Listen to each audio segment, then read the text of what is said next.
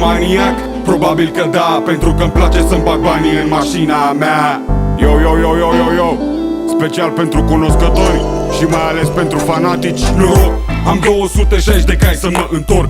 Clasic, ca un BMW din 90 storc. Admirație de la orice rival. Pe interval sunt greu și ca pe optul meu declarat fatal. Îmi place genul de mașină cu prezență scenică, dramatică, enigmatică, singuratică, animalică, încă de mic.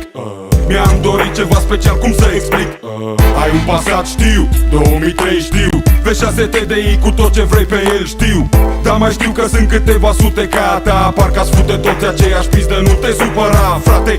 Dau pe spate mai repede când văd un Golf 3 carosat umflat, vibrând, sau vreo torpilă de 2 metri tunărită, modificată, la volan vreo fată. Băi tată, hai, las-o-n pula mea că nu se mai poate așa. Ai banul să-ți cumperi un S, dar nu ai bani să o faci a ta. Niște spoilere și alte accesorii, dă-i o vopsea galben sau ceva și mai excentric, a la America.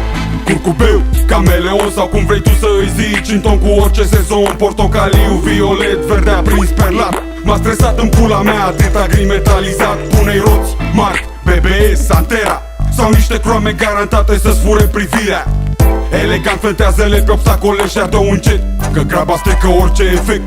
Zi tovarăși în mașină și cu bani și în portbagaj, ne remarci repede în peisaj. Plutim ușor, parcă e un miraj. Senzație majoră cu 40 la oră. Zi tovarăși în mașină și cu bani și în portbagaj, ne remarci repede în peisaj. Plutim ușor, parcă e un miraj.